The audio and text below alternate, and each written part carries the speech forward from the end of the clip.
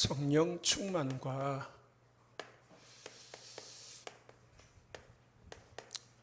사탄 충만입니다.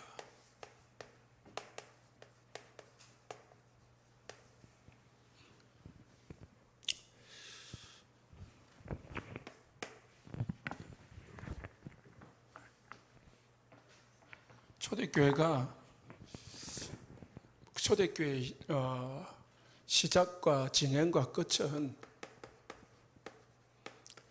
성령 충만이었습니다. 그러므로 우리 신앙생활의 시작, 진행, 끝도 성령 충만을 해야 됩니다. 다시 말해서 성령 충만한 것은 성령으로 해야 되는 거죠.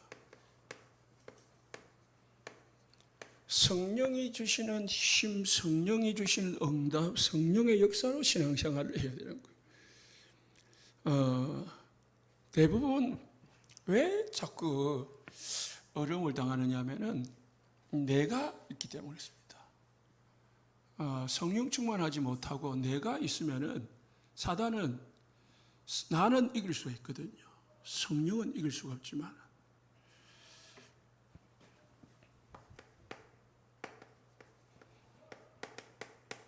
초대교회는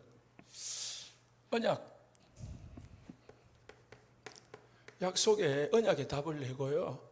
오로지 성령 충만 받기 위해서 기도로 했다고 했습니다. 그 결과로 5가지 성령의 역사,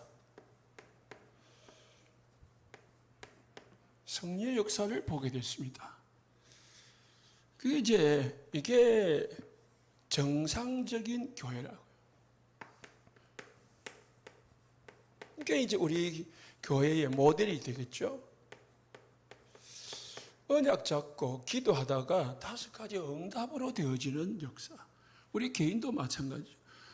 언약 잡고 기도해서 5가지 응답으로 되어지는데 인생이 돼요. 5가지 응답이 뭐냐? 기도하니까 첫 번째로 성령의 역사였습니다. 그래서 성령 충만을 받았죠.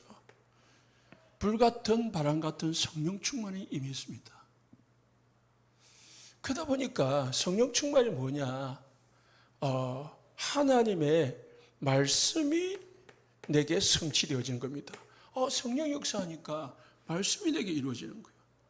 내가 말씀 잡고 기도하니까 말씀이 내게 이루어지는 겁니다. 그게 정상적인 겁니다. 그냥 우리가 되어졌다는 게 아니고 병 낫다, 돈 벌었다 그게 아니고요. 말씀을 내가 은혜 받았는데 말씀을 가지고 기도했는데 말씀이 내게 성취되어지는 거예요. 그 말씀의 최고의 말씀 성취가 뭐냐면은 15개 나라 선교문이 열렸습니다. 예루살렘의 사람들이 가지 않고 15개 나라 사람들이 마가다락방에 모여들었습니다. 그러니까 어찌되죠? 이 사람들이 은혜를 받으니까 3,000명이 예수를 믿고 제자가 됐습니다. 이제 구원의 역사가 일어나는 거죠. 이러다 보니까 예루살렘, 유다, 사마리아, 다시 말해서 현장이 완전 현장 분위기가 바뀌는 거죠. 이게 이제 5 응답입니다. 그런 중에 또 이제 하나님은 더 큰 역사를 위해서 사건을 하나 일으키는데 그게 뭐냐? 성전, 미문이라는 것은 사람들이 늘 오고 가고 하는 문이를 말해요. 대문이 아니고 작은 문. 그러니까 대문은 예루살렘 큰 문은 3대 절기 때만 열리는 거고 이제 이 미문은 그냥 매일 사람들이 3번 기도하러 성전에 가야 되거든요. 성전 갈 때 들어가는 문이에요. 그러니까 늘 보는 거예요. 그 사람 안전뱅이를 누구 이름으로요? 예수 이름으로 일으킨 거죠. 아무것도 한 적이 한 게 없습니다. 그냥 막 집을 준 것도 아니고 수술을 한 것도 아니고 약을 준 것도 아니고 무식하다고 생각하는 베드로가 예수 이름을 선포했는데 40년 동안 안진병으로 있던 사람이요, 불치병이 나은 거예요. 누가? 모든 사람이 다 본 거예요. 아는 사람을 일으킨 거예요. 모르는 사람이 어느 날 갑자기 낫다. 베드로만 아는 사람, 몇 명 아는 사람은 낫다면은 다른 사람이 믿을 수가 없겠죠. 아니 저거 사기 아니냐? 그럴 수 있겠지만 이 40년 동안 이 안진병을 잃은 사람 다 알아요. 다 한다는 거예요. 그 사람을 일으킨 거죠. 그 사건을 내 가지고요, 이 베드로와 요한이 핍박을 받아가지고 감옥에 갇히잖아요. 그 속에서 이 종교 법정에서 뭐가 되냐면은 최고의 복음이 선포됩니다. 최고로 이 사단에게 잡혀 있는 사람들 앞에서 최고의 복음이 전거되어지는 거예요. 12절에요. 천하 인간의 구원을 얻을 만한 다른 이름을 주신 적이 없다. 그러다 보니까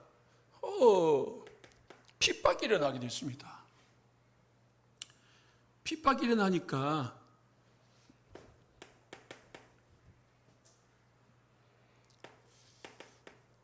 초대교회가 한 마음으로 기도다시 했습니다. 한 뜻을 가지고요. 무슨 뜻이냐? 하나님의 뜻. 하나님의 무슨 뜻이냐? 복음을 담대히 전할 수 있도록 힘을 달라고. 성령 충만하셔서 이 핍박에, 이 위협에 굴하지 않고 담대하게 우리가 복음 전할 수 있도록, 예수 그리스도 이름 전할 수 있도록 성령 충만 달라고 기도했거든요. 그러니까 하나님이 은혜를 주셨는데 33절을 보니까 큰 무리가 은혜를 받았습니다. 그리고 제사장의 무리도 복종하고 들어왔습니다. 완전 반대자들이, 핍박자들이 이제 예수 믿고 돌아오는 역사가 있다. 그러다 보니까 이 교회가 이제 핍박이 오고 위협이 왔는데, 위기가 왔는데 더 큰 역사가 일어나니까 막 거기에 막 은혜 받는 사람들이 있는 거예요. 그 사람 중에 하나가 아나니아인데요. 34절에 37절에 아나니아라는 사람이 자기 밭을 팔아가지고요, 교회에 헌금을 한 거예요.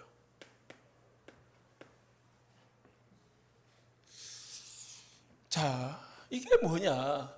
성령 충만의 결과다는 거예요.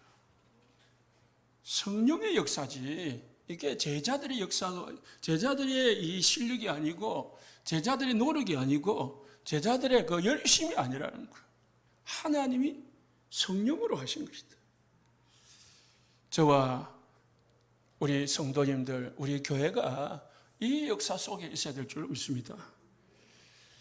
그런데 이렇게 딱 이제 아나니아가 하나님의 은혜로 좋은 마음으로 헌금을 했는데, 거기에 누가 오늘 본문에 보니까 아나니아하고 두 아내 삽비라가 갑자기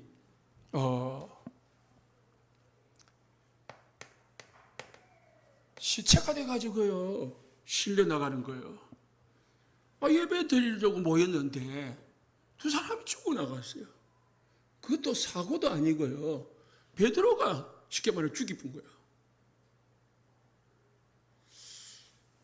얼마나 교회 안에서 보면은 이게 위기일 수도 있고 문제일 수도 있고 또 뭐 약한 분들한테는 시험이 되겠습니까?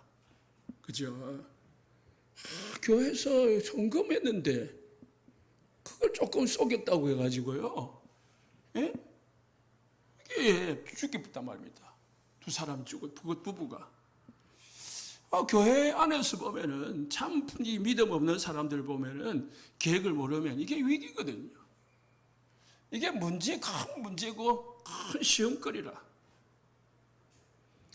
그런데 오늘 이 시험이 됐는데 희한하게 12절부터 16절에 보면요. 사도들의 손을 통하여 민간에게 표적과 기사가 많이 일어나며 믿는 사람이 다 마음을 같이하여 솔로몬의 행각에 모이고 하면서 온 백성이 칭송을 했다고 했고요. 14절에 믿고 죽기로 돌아오는 자가 더 많으니 남녀의 큰 무리가 돌아왔고 병든 사람을 내고 오니까 베드로가 지날 때마다 그림자만 덮이도요. 병이 낫고 하는 엄청난 말로 표현할 수 없는 역사가 더 큰 역사가 일어나게 됐습니다.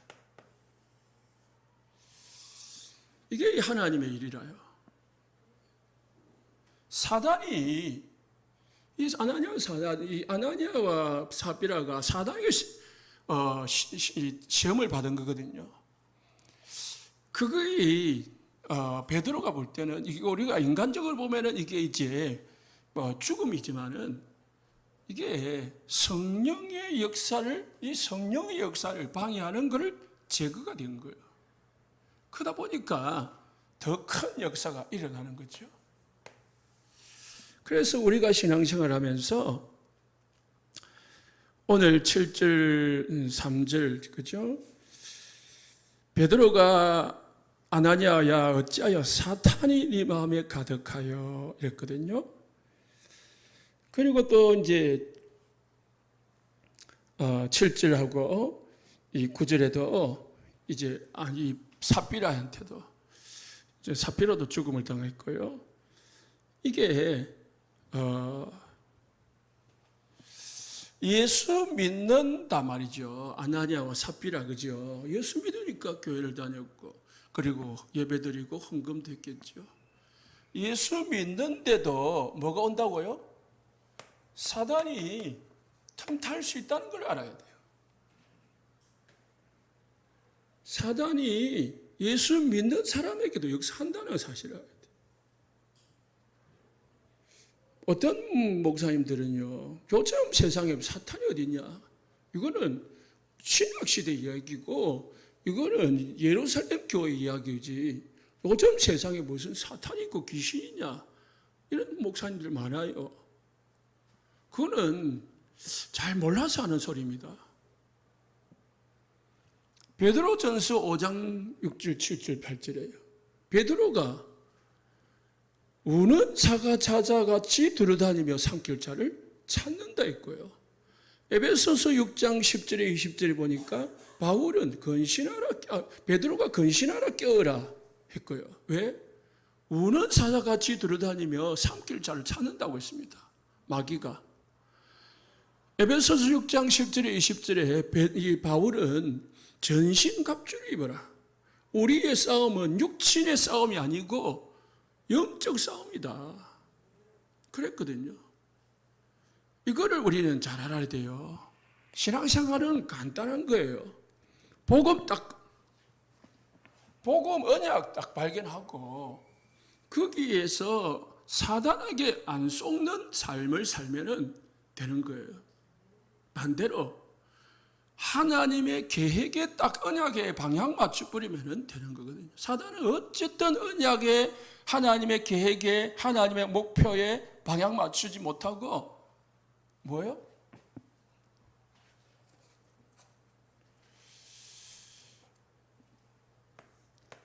나 중심으로 살도록 만들거든요. 그래서 사단에게 속는 겁니다. 그래서 우리 신앙생활의 시작은 내가 없어지고 성령 충만 받는 거예요.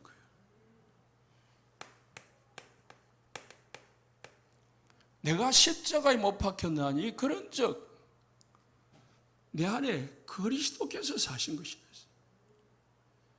이제 내가 사는 것은 나를 위하여 십자가에 죽으신 그리스도를 위하여 믿는 믿음으로 사는 거예요. 그래서 사단은요, 계속 이걸 못하게 만들어요. 뭐요? 내가 살도록, 내 중심으로, 내 이익을 위하여, 내 자랑을 위하여, 내 어떤, 오직 네가, 이게 뭐죠? 창세기 3장 1절에 5절에 네가 이거 먹으면 하나님과 같이 된다. 이게 사단이 하는 짓입니다. 이거 배고프지? 돌 가지고 떡 만들어 먹어라.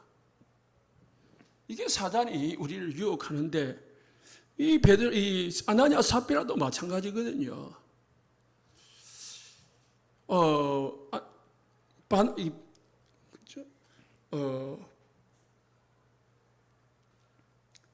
바나바가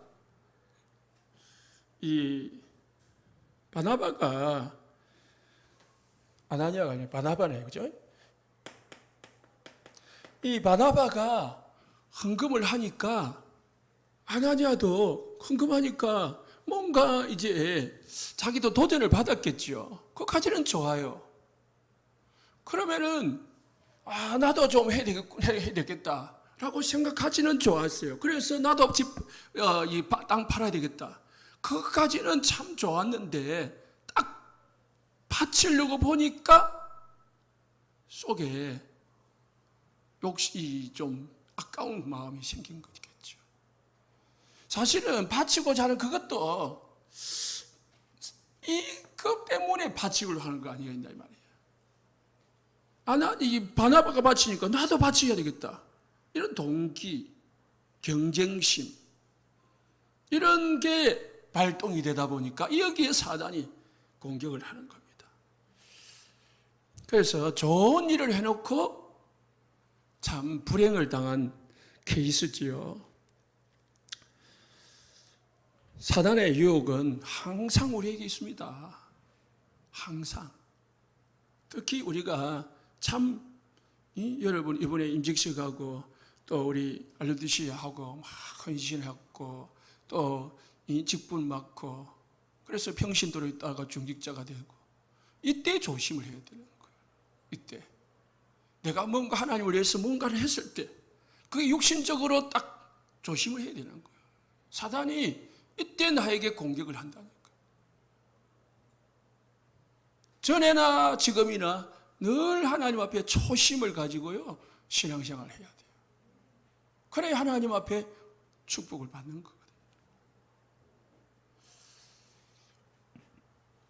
거거든요. 그랬어요. 사단이 어디를 공격했냐? 교회 내부를 시험을 걸었습니다.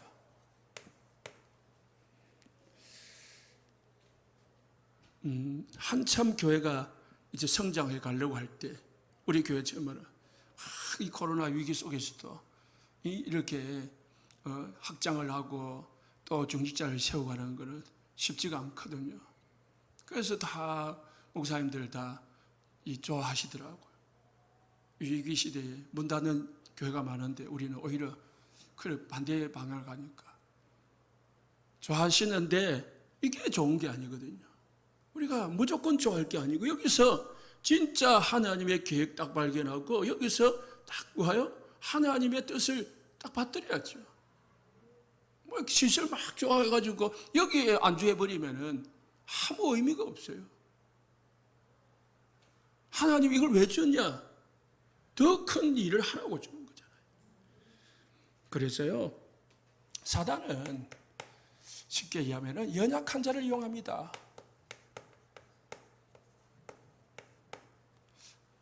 육신적으로 연약한 자를 이 병균이 들어오잖아요. 내가 어른이라도 육신적으로 연약할 때에 딱 병이 들어오거든요.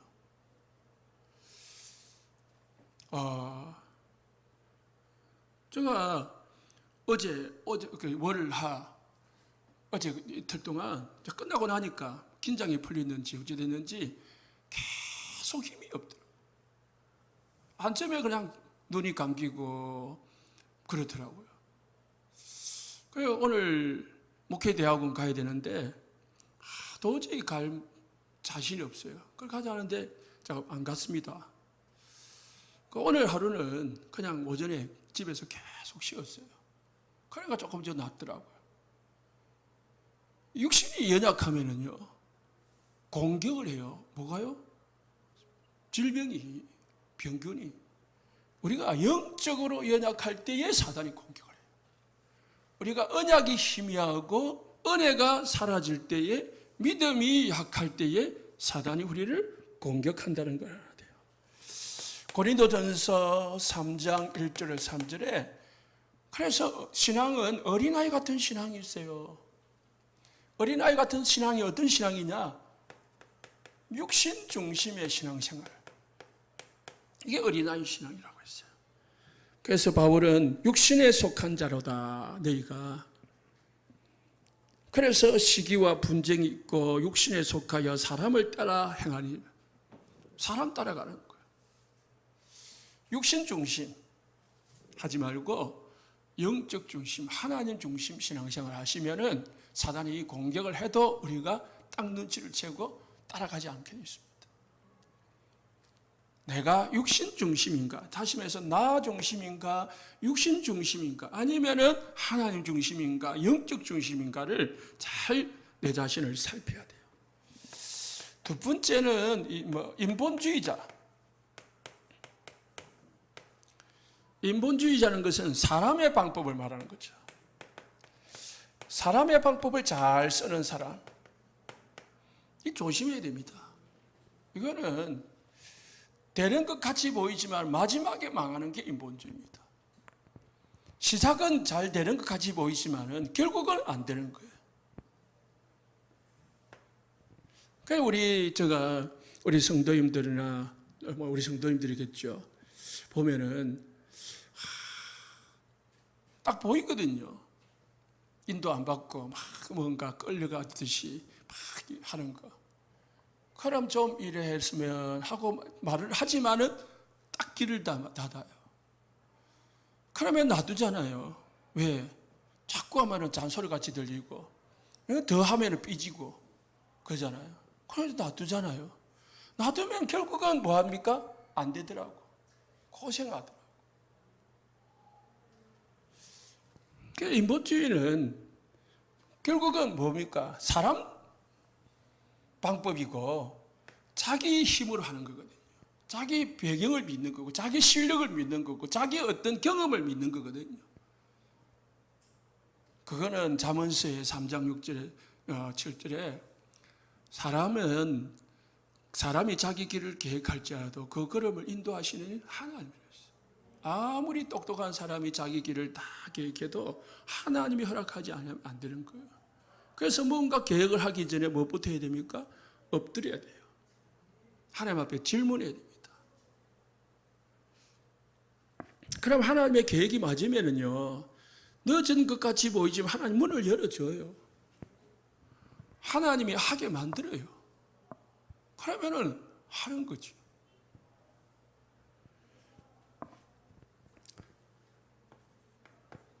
세 번째는요, 결국은 뭐죠? 불신앙자죠. 인본주의자가 결국은 뭐가 없는 거냐면 믿음이 없는 거잖아요.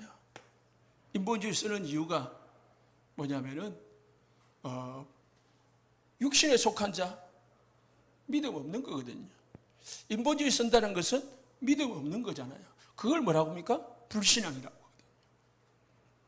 하거든요. 이 불신앙은 가장 사단의 통로가 됩니다.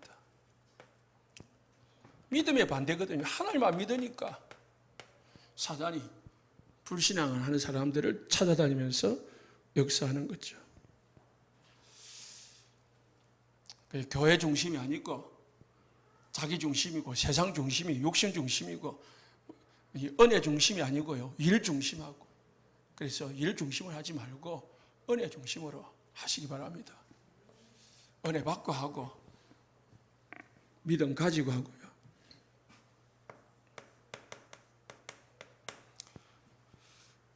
사단이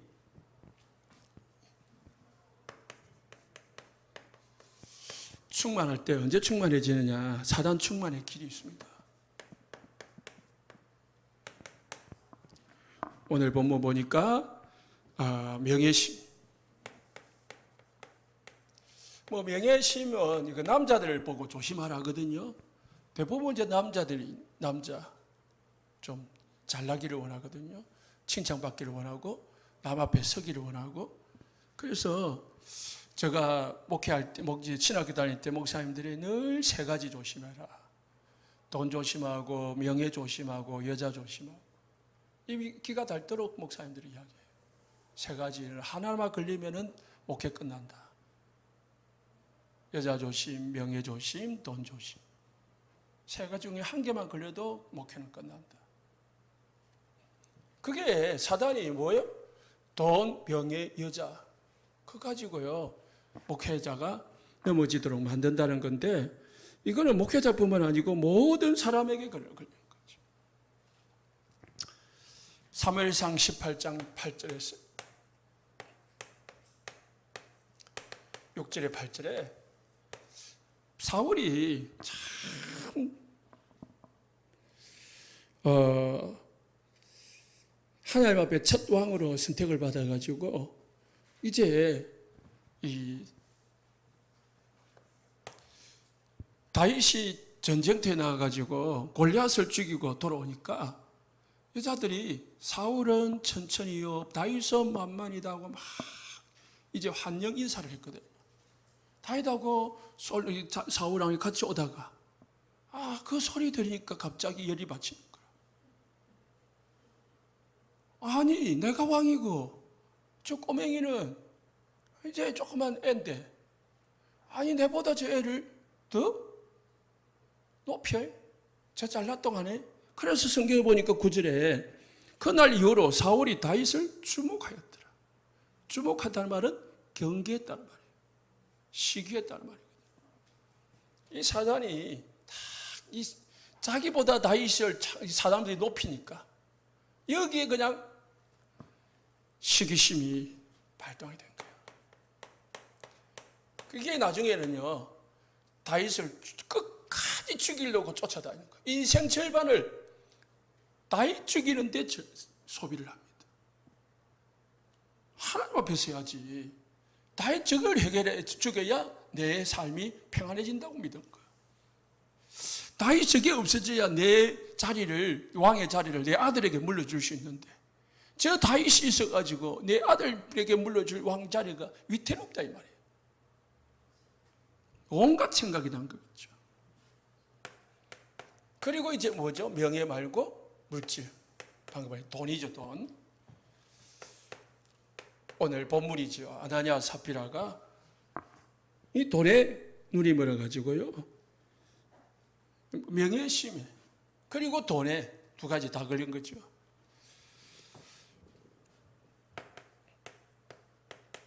창세기 13장 10절에 11절에 롯입니다. 롯이 아브라함이 네가 동하면 나는 서하고 네가 서하면 내가 동할게. 네가 먼저 택해라.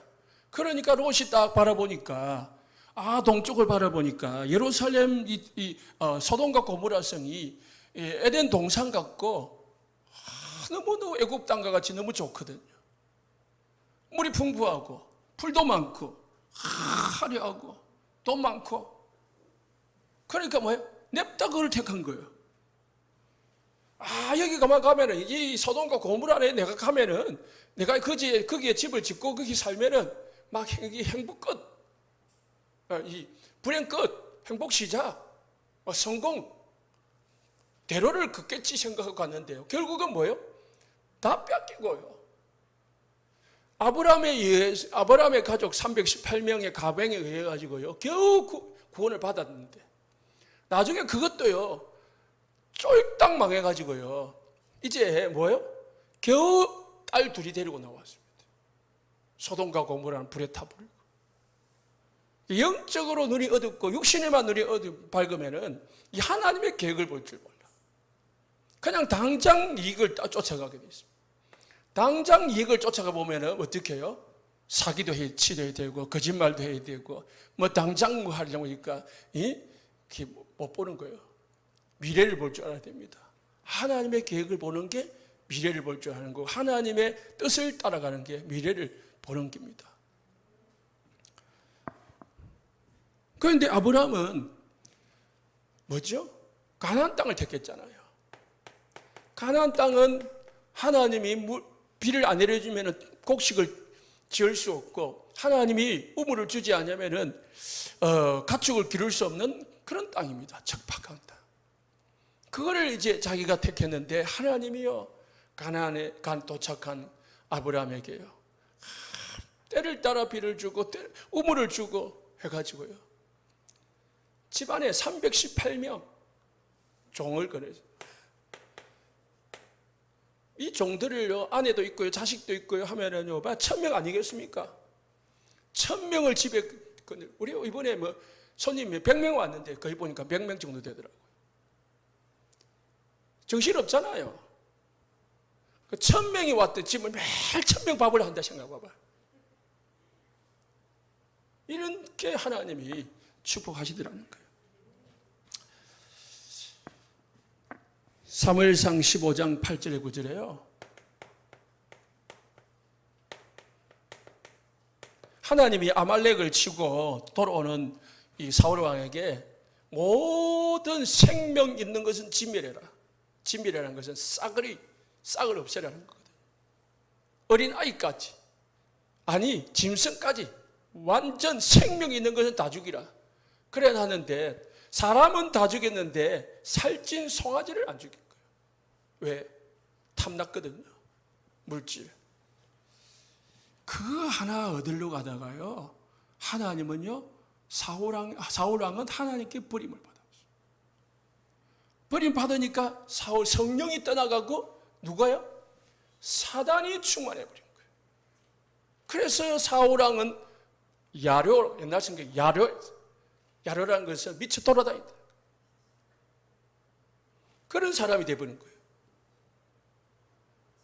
하나님이 떠나고요. 사단이 잡아버리니까 완전 왕이라도 아무것도 못하는 사람.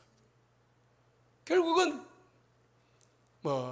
전쟁에서 패하고 자살을 해가지고 죽잖아요. 지난번에 우리 주일을 했지만은 여호수아 7장 1절에서 21절에 아간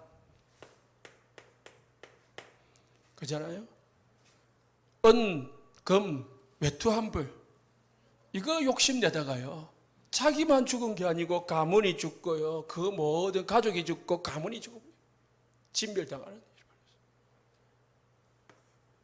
이게 하나님은 거짓말했다고 도둑질했다고 죽이는 게 아니고요. 이게 언약하고 관계없이 언약에 방해되면은 이런 일을 행하십니다. 그래서 우리는 뭐 해야 되느냐? 반대로 성령의 충만함을 받아야 됩니다. 그 성령 충만 받으면 돼요. 고린도전서 10장 20절에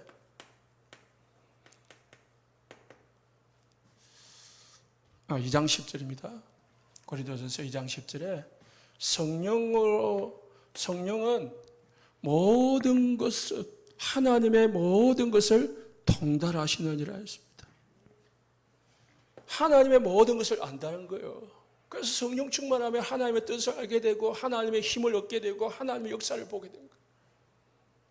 그래서 우리는 사단 충만하면 안 되고요. 성령 충만하면 됩니다. 성령 충만하면. 로마서 8장 13절에서 14절에 그래서 우리는 육신대로 살면 반드시 죽을 것이로되 영으로서 몸의 행실을 죽이면 살리니 무릇 하나님의 영으로 인도함을 받는 사람은 하나님의 아들이라. 하나님의 영이 뭐죠? 성령의 인도를 받으면 하나님의 자녀는 하나님의 성령의 인도를 받는 육신의 인도를 받는 자가 아니고요. 그래서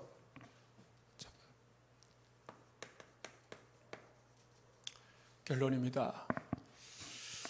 우리가 시험이 올 때에 어떻게 해야 되느냐?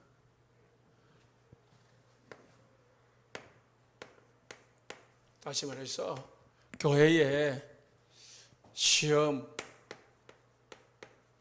문제, 위기가 오늘처럼 왔을 때에 어떻게 해야 됩니까?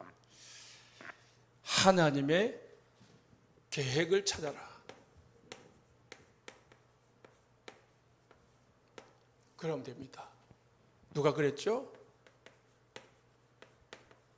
요셉이 형들에 팔려가지고요, 노예로 팔려갔습니다. 그때 뭐 찾았습니까? 하나님의 계획을 찾은 거예요. 형들한테 나중에 고백합니다. 나를 형들 이곳에 보낸 것은 형들이 아닙니다. 하나님께서 나를 형들과 우리 가문과 전 세계를 살리려고 나를 이곳에 보낸 것인 겁니다. 당신들이 보낸 게 아니고 하나님이 보내신 겁니다. 요셉은 그걸 딱 붙잡은 거예요. 다니엘과 세 친구 노예로 포로로 잡혀갔습니다. 아, 우리나라가 왜 망했냐? 우상 숭배하다가 망한 거 아니냐? 그래, 절대로 우리는 우상 숭배하면 안 되겠구나. 그래서 우상의 재물 안 먹기로 결단했고요. 사드락 메삭 아벳느고는 뭐예요? 우상에게 절하지 않기로 결단했고, 죽음의 불무불에 던져져도, 사자굴에 던져져도 하나님 중심 버리지 않겠다.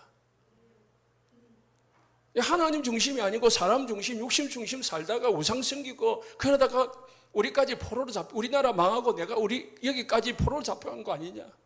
여기까지 와가지고도 우리가 잘 먹고 잘 살겠다고, 성공하겠다고 왕의 말 그대로 그냥 우상 재물 먹어도 되겠냐? 왕 말 들으면 성공하겠죠. 왕 말 듣고 한번 절하면은 높은 자리에 올라가겠죠. 사드락 메삭 아벳느고는 그거 보지 않아요. 당장 그 앞에 그거 안 보고 하나님을 봤잖아요. 그러니까 하나님은 도리어 다니엘과 사드락과 메삭과 아벳느고를 통해 가지고요, 전 세계에 하나님을 보게 하신 겁니다.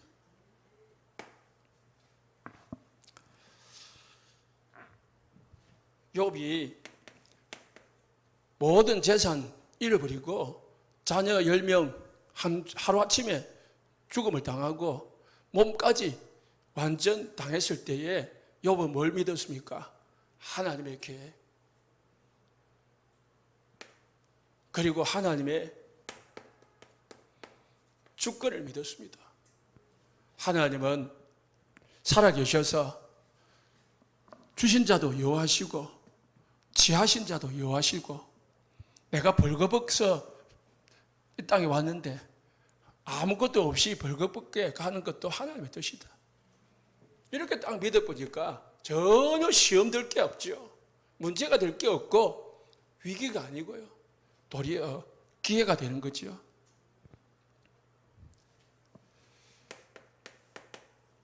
다윗 여러 가지 어려움이 왔습니다. 다윗은 하나님의 주권 믿었습니다. 오늘 초대교회도 마찬가지입니다. 하나님의 계획 쫙 속에 있으니까 하나님이 초대교회 중심으로 모든 걸 이끌어가는 거예요. 그래서 우리는 결론적으로 보니까 결과죠. 이렇게 여러 사단의 공격을 당하고 사람이 죽어가는 일이 벌어졌지만은 5장 후반부에 보면은 성령이 충만해가지고요, 더욱 충만해가지고 5장 11절에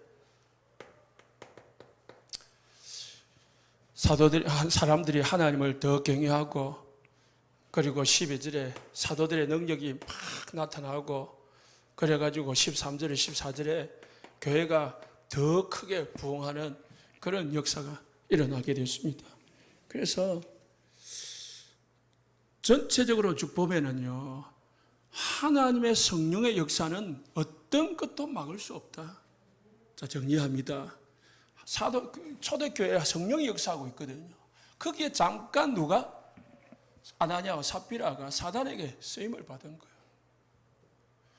그렇지만은 사단이, 반대로 말하면 사단이 아나니아와 삽비라를 이용을 해가지고요, 교회에 의지를 피우려고 했는데, 위기를 주려고 했는데요, 하나님은 그걸 가지고요, 하나님의 일은 무너지지 않는다는 거예요. 교회는 무너지지 않는다는 거예요. 하나님의 교회는 뭐예요?